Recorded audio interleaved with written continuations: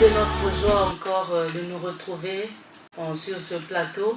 Alors nous bénissons le Seigneur pour sa grâce et sa paix qu'il nous accorde. Bien-aimés dans le Seigneur, aujourd'hui, nous commençons avec la semaine pascale.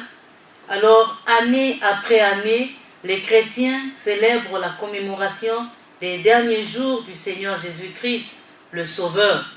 Ces derniers jours sont marqués par son discours d'adieu aux disciples, ses souffrances et sa mort sur la croix. C'est une période d'une grande importance pour l'Église chrétienne. C'est pourquoi la grande question que le monde se pose quand il voit toute cette ferveur des chrétiens en rapport de cette période, qui est ce Jésus? Alors la parole de Dieu nous déclare dans Marc chapitre 4, le verset 41, d'en découvrir.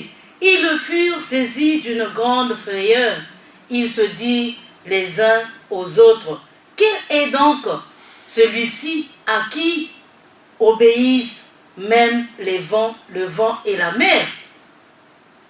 Deuxièmement, dans Luc chapitre 7, le verset 49, ceux qui étaient à table avec lui se mirent à dire entre eux-mêmes, qui est celui-ci qui pardonne même les péchés?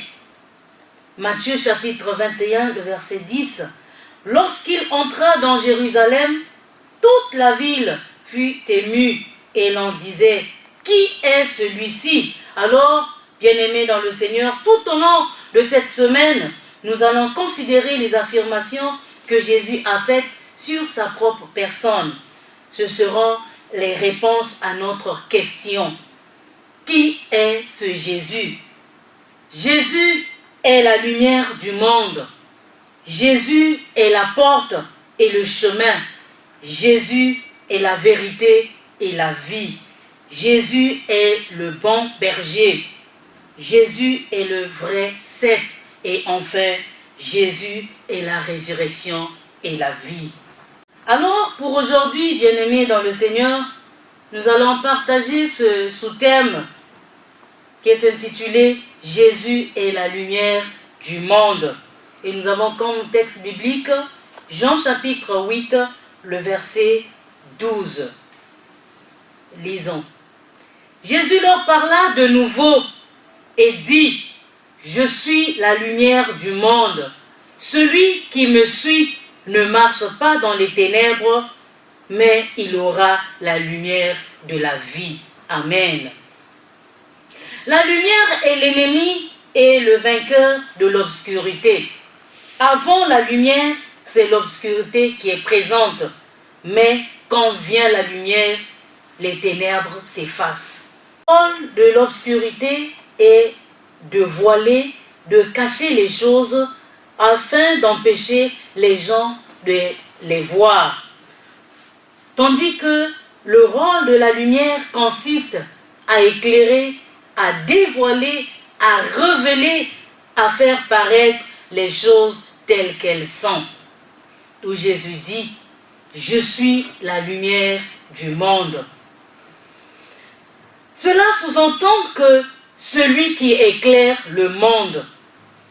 Il est évident qu'avant la venue de Jésus dans le monde était plongé dans des profondes ténèbres, des ténèbres spirituelles. Le prophète Ésaïe a prophétisé sur la venue de Jésus comme étant l'apparition d'une grande lumière sur le pays d'Israël. Ésaïe chapitre 6, le verset 23 à 9. 23 et le chapitre 9, le verset 1. Sans Jésus, l'homme est dans les ténèbres. Il est aveugle. Il ne sait pas là où il va. Il est spirituellement perdu. Jésus est venu éclairer l'homme. Jean chapitre 1, le verset 9. Afin qu'il connaisse Dieu, qu'il abandonne le péché et qu'il soit délivré de Satan. Cette lumière était la véritable lumière qui, en venant dans le monde, éclaire tout homme. Jean chapitre 1,